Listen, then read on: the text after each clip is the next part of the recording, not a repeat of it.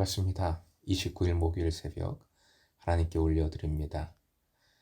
주기도 문송 함께 찬양하시겠습니다.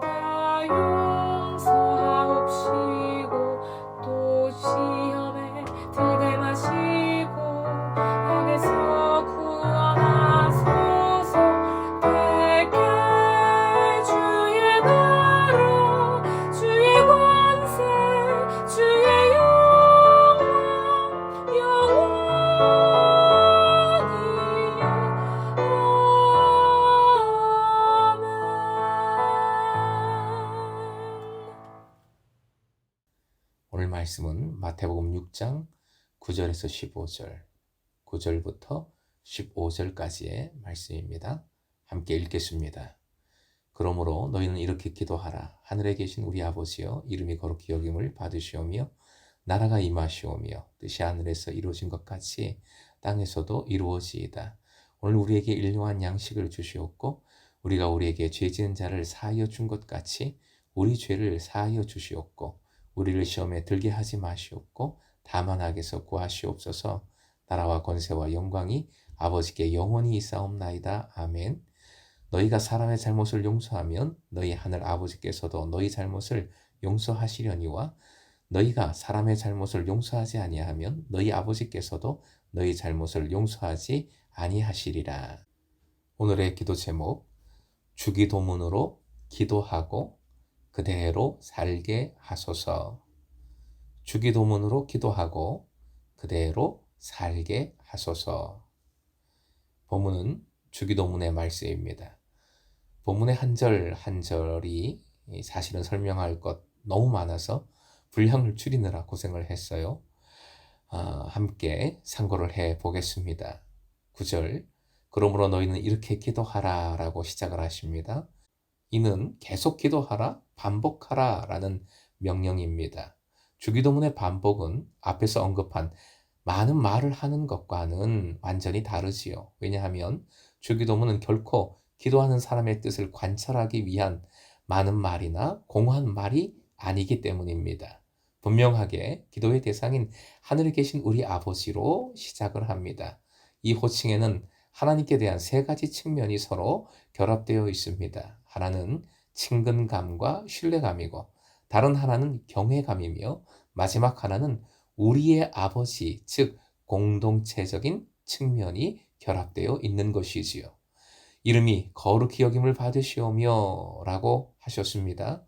거룩히 여김을 받으신다는 것은 신적 수동태로서 하나님 자신이 그렇게 하신다는 뜻입니다.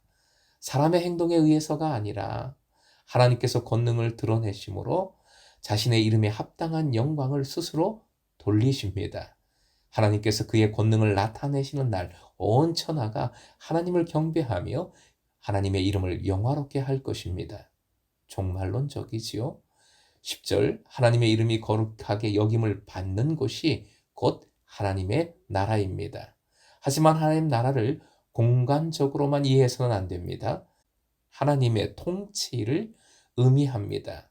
그러므로 이 기원은 온 천하에 하나님의 통치권이 가시적으로 드러날 것을, 확립될 것을 소망하는 종말론적인 기도입니다.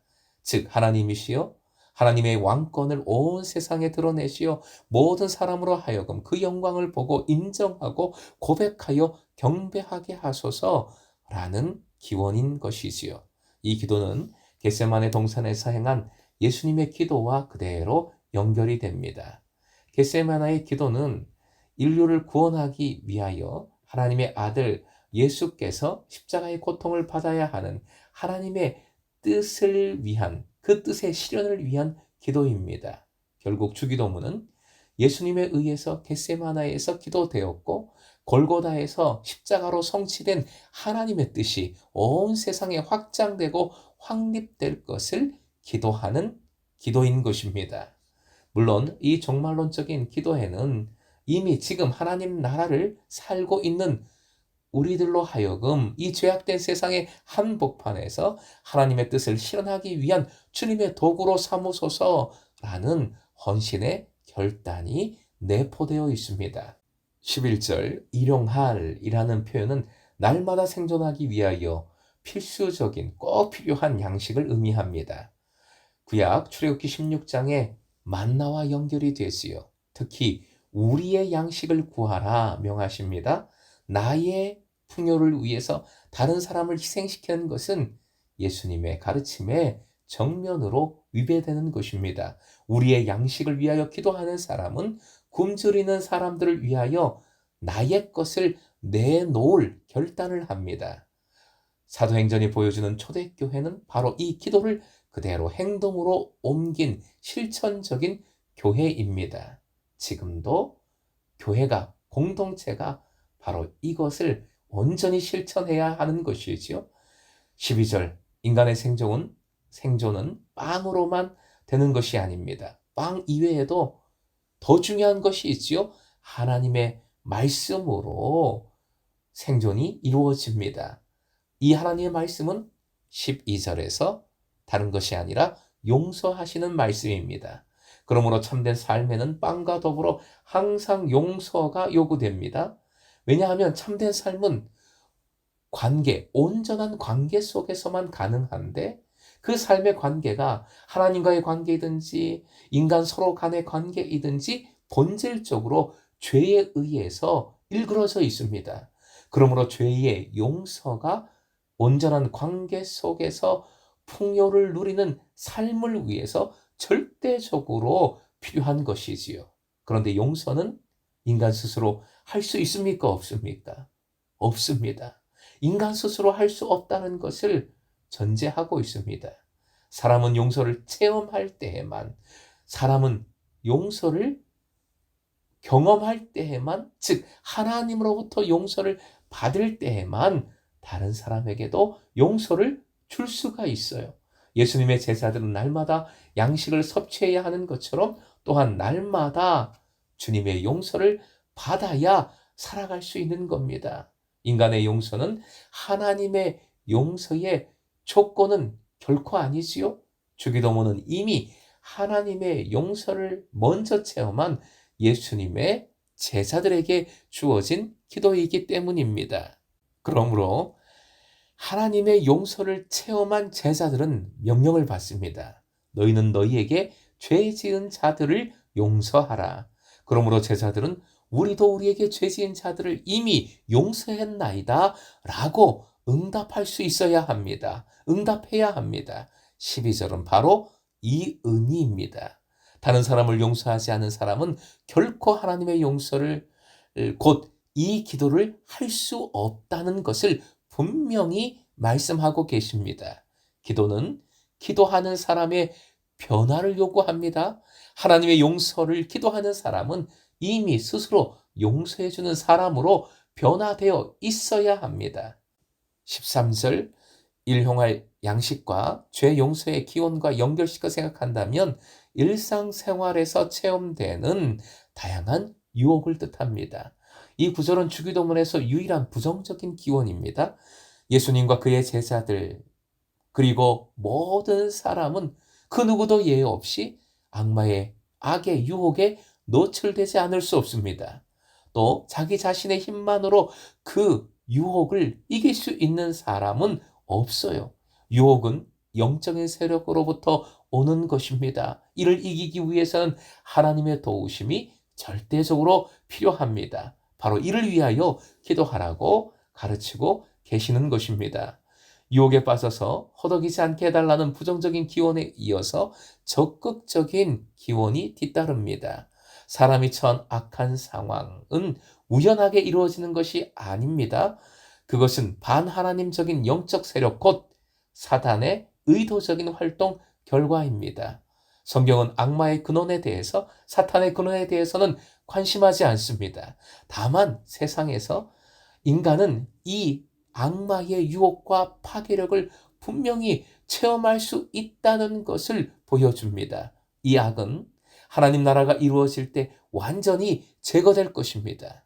그러므로 우리를 악마에게서, 악에서 구하소서라는 기도는 지금 여기서 신앙 안에 굳게 서서 악에 대해서, 악마에 대항하여 싸워 이기게 해달라는 기도일 뿐만 아니라 종말론적으로 하나님 나라의 온전한 완전한 도래를 기원하는 기도가 되는 것이지요. 13절 후반부에 찬양 즉 성령이 나옵니다.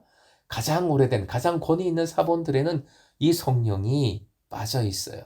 그래서 우리말 성경에는 성령을 괄호로 묶어 놓았습니다. 그런데 유대교의 공식적인 기도문에는 언제나 고성된 성령으로 끝이 납니다. 여기서 마태복음의 특징이 유대인들을 향한 복음이란 특징이 또 드러나고 있는 것이지요. 이 성령은 내용적으로 주기도문 전체를 적절하게 뒷받침해 주고 있습니다. 나라와 권세와 영광은 오직 하나님 아버지께만 속해 있습니다. 이러한 신앙에 근거해서만 그리스도인들은 하나님 스스로 하나님의 이름을 영화롭게 하시도록, 하나님의 나라를 이 땅 위에 이루어 가시도록, 그리고 하나님의 뜻을 이루시도록 기도할 수 있습니다. 일용할 양식도, 죄의 용서도, 그리고 악에서의 구원도 나라와 권세와 영광의 주인이신 하나님께서만 주실 수 있음을 믿습니다. 현실적인 삶이든 종말론적인 소망이든 모두가 하나님께만 속하고 하나님에 의해서만 이루어집니다. 그러므로 하나님께만 속하는 나라, 권세, 영광을 탈취하려는 어떠한 세력에 대해서도 예수님의 제자들은, 그리스도인들은 담대히 저항해야 합니다. 맞서 싸워야 합니다. 그 세력이 인간 자신이든지 정치, 사회, 경제, 제도적인 세력이든지 아니면 영적인 세력이든지 아무 상관없어요. 무조건 맞서 싸워야 하는 것이지요. 주기도문을 드리는 것은 그러한 신앙의 고백이며 동시에 맞서 싸우는, 저항하는 행동이 됩니다. 14절, 15절, 이 두 구절은 12절 기도문을 다시 한번 설명해 주는 말씀입니다. 다른 사람들의 잘못을 용서해 줄 자세가 되어 있는 사람들만이 하나님의 용서를 받을 수 있습니다. 특히 인간적인 이성으로는 용서하기 어려운 큰 잘못이라 할지라도 그리스도인들은 용서해야 한다는 것을 강조하는 말씀입니다. 왜냐하면 그리스도인은 도저히 용서받지 못할 죄악을 하나님의 은혜로 예수님의 십자가로 용서받았기 때문입니다. 사랑하는 금성의 제자 여러분, 주기도문은 하나님 나라의 도래를 염원하는 제자들의 기도입니다. 하지만 인간은 일용할 양식과 용서 없이는 하나님 나라의 도래를 기원할 수 없습니다. 그러므로 세 요소, 하나님 나라, 일용할 양식, 죄의 용서는 가장 기본적인 것이며 필수적인 것입니다. 그리할 때 우리는 모든 유혹을, 악을 이길 수 있습니다. 맞서 싸울 수 있습니다. 주기도문은 복된 말씀이며 제자들의 삶이며 소망입니다. 오늘도 주기도문으로 아버지와의 관계를 예수 그리스도 안에서 깊이 있게 이루어 가시길, 하나님 나라의 기쁨을 체험하고 이 주기도문으로 하나님 나라를 이루어가는 여러분 되시길 주님의 이름으로 축원드립니다.